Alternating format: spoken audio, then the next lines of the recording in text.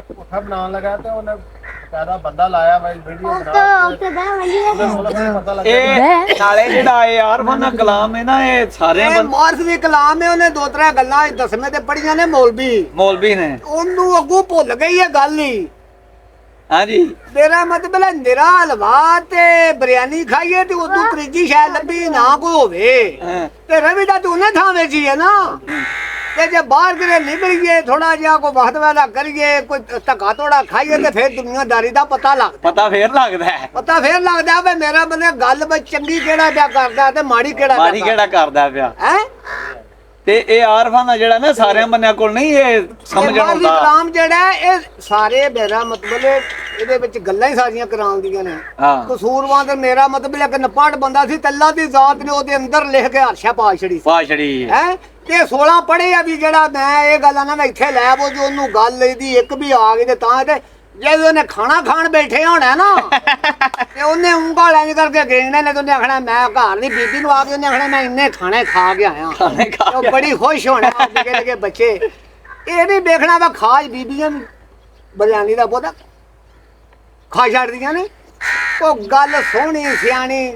ਇਹ ਪਾਇਦਾਰ ਕਿਸੇ ਪਾਇਦਾਰ ਦੀ ਕੋਈ ਪੰਚਾਇਤੀ ਗੱਲ ਕਰੀਏ ਤੇ ਲੋਕ ਸੁਣ ਕੇ ਤੇ ਉਹਦਾ ਇਜ਼ਾਫਾ ਲਾਉਂਦੇ ਨੇ ਫਲਾਣੇ ਥਾਂ ਤੇ ਬੰਦਾ ਮੁੰਡਾ ਹੁੰਦਾ ਹਾਂਜੀ ਹੈ ਉਹ ਨਿੱਕਾ ਜਿਹਾ ਬਾਲ ਹੁੰਦਾ ਆਪਣੇ ਘਰੋਂ ਜੰਮੀ ਦਾ ਪਾਲੀ ਦਾ ਪੜ੍ਹਾਈ ਦਾ ਜਵਾਨ ਹੁੰਦਾ ਉਹਨੂੰ ਵਿਆਹੀ ਦਾ ਕੋ ਦਾਦਿਆਂ ਦੋਤਰਿਆਂ ਪੋਤਰਿਆਂ ਵਾਲਾ ਹੋ ਜਾਂਦਾ ਤੇ ਉਹ ਜਿਹੜੀ ਖਿੱਚ ਮਾਂ ਪਿਓ ਨੂੰ ਹੁੰਦੀ ਹੈ ਬਾਹਰ ਆਇਆ ਤਾਂ ਨਹੀਂ ਉਹਦੀ ਭਾਵੇਂ ਨੂੰ ਕਿੱਥੇ ਟੁਰ ਜਾਈਏ ਓ ਵਾਹ ਦੁਨੀਆ ਦਾ ਵੇਖ ਕੇ ਗੱਲ ਕਰਨੀ ਹੁੰਦੀ ਹੈ। ਹਾਂਜੀ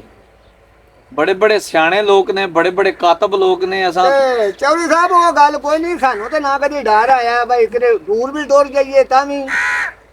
ਡੀਪੀਓ ਦਾ ਦਫ਼ਤਰ ਵੀ ਟੁਰ ਜਾਈਏ ਡੀਆਈਜੀ ਦੇ ਵੀ ਟੁਰ ਜਾਈਏ